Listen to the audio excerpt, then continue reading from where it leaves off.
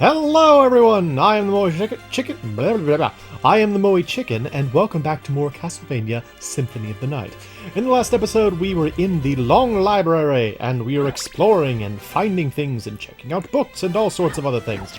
Also, my health isn't great, I just noticed that. That's not wonderful. I do believe there's a save point around here though, so I'll just, I think I'll just run back and get full health and all that. And I'm burping, and I'm sorry. I'm burping a lot for some reason.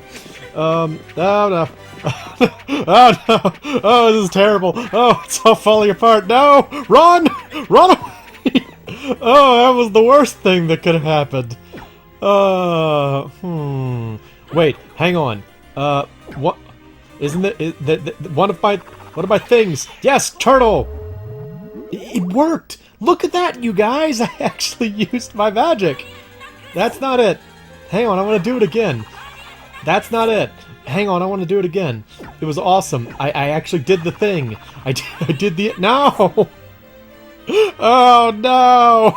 Okay, I'll do this. I'll just throw axes. Lots of axes, and everything will die. And it'll be wonderful. But I did actually use Genbu. I'm very proud of the fact that I used Genbu. I didn't use it correctly, and I couldn't use it twice, because I kept on Guardian Knuckling. But I did manage to save my life. Or so I would say, considering I did not take a hit during that, so there you go. Anyway. Yes, so we entered the long library, and we were wandering around looking for books, and so forth and so on, and it was wonderful. And, yeah, I was talking in the last episode about how there's so many cool, like, environments which are unique or well-designed, and it's just sort of, it's really impressive to me as an artist, as a designer, to just see how much effort was put into like everything. Like all the environments have so much in them, and you compare it to like, oh, what's a good? I mean, there are plenty of games that have like labyrinths and like really diverse or really substantial environments that are not diverse. You know, they don't have a whole lot going on. They reuse tile sets, and they just sort of like, they're like, whatever, it's the same kind of area. You know, like if they wanted to, they could have just put bookcases in the background, like the same type of bookcase, tiled over and over again for all eternity in the background. It wouldn't have been a problem. But they chose to be more creative than that, and that's awesome. And there is a lesser demon here. So something interesting, that right there, the Mudman, I believe can only be summoned by this guy. It's the only, like, basically that demon will just continue to summon new monsters to harass you.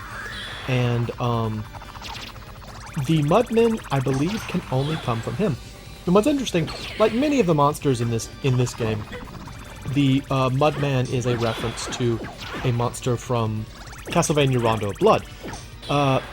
And it's interesting that it shows up here, but I actually I think it doesn't even have a bestiary entry.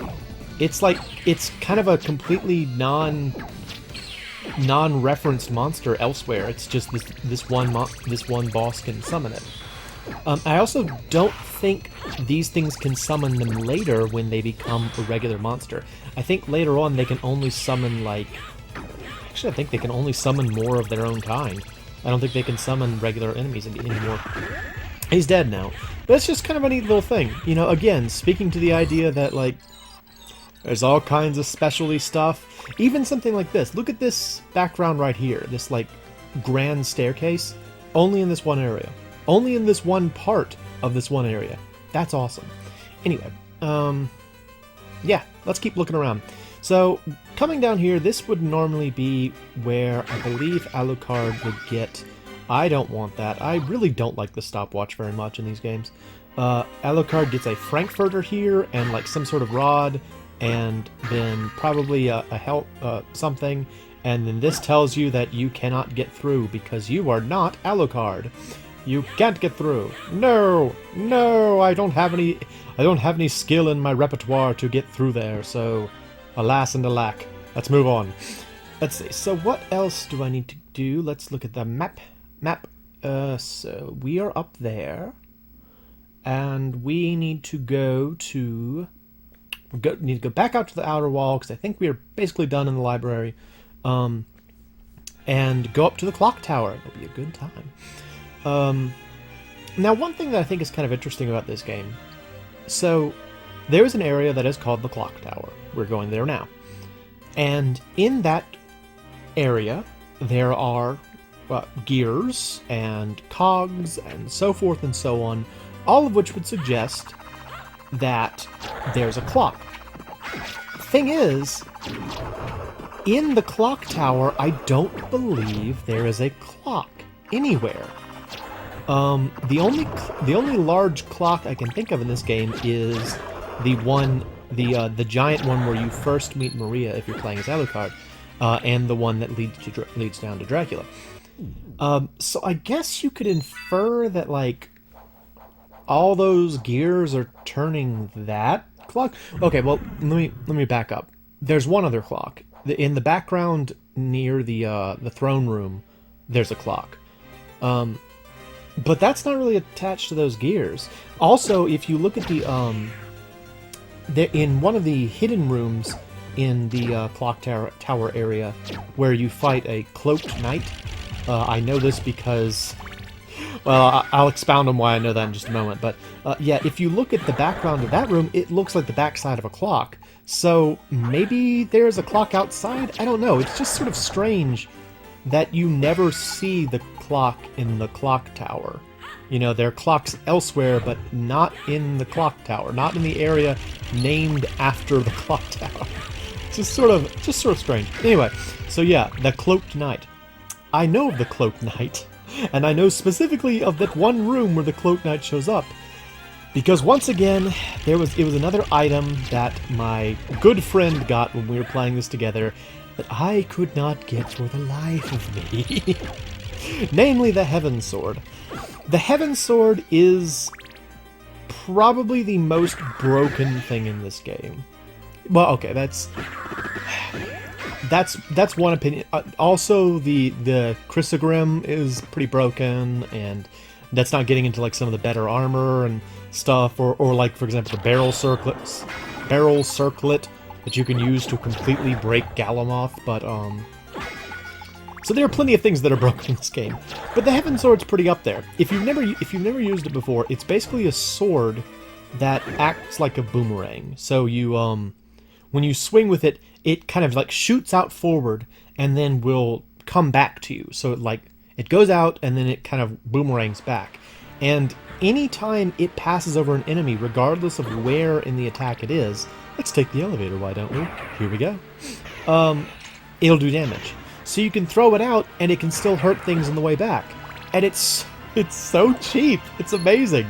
And yeah, when my friend was making his way through here, I don't know if he got it quickly or if he had to work for it. Given how he is, he probably just kept on playing until he got it. He was like, oh, it's a monster, I gotta get all the drops from it. But I was so cheesed off, because I couldn't get it, because it's a rare drop, it's hard to get.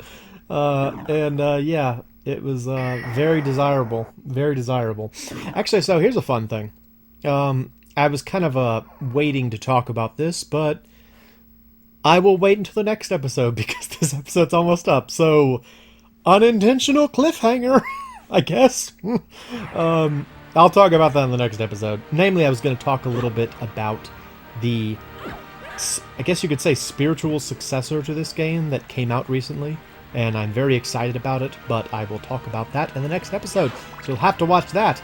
And in this episode, I'll just kind of flail for like a minute because the episode's almost over. Behind the scenes talk. We're gonna make it to the clock tower at the very least, because it's right over here. It's right over here. Yeah, clock tower. No, dang it. Yes. Hi, save. Good, excellent, fantastic. Saved. So another thing that kind of frustrates me about the clock tower, I like the clock tower area a lot. In particular, I like the outside of the clock tower. The interior's fine, but I'm not as big on it as I am this outer area, which I just think is just kind of neat. Here we are, clock tower. I love the background, I love this environment, and I love the music. But there's something the music does that just drives me up the wall. It does this thing where it has like this really cool like part, which like sounds really like super cool and awesome, and I'm like, oh, listen to how cool this song is. And it only does it once, and then it repeats the whole song again.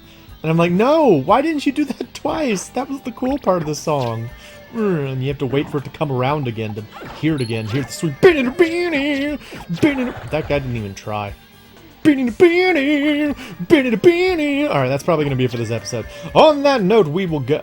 I will go. You will probably stay at your computer, but I will go. Until the next episode. I am the MoeChicken. This is Castlevania Symphony of the Night. That was a very bungled exit. And yeah, I'm going to jump off this cliff now.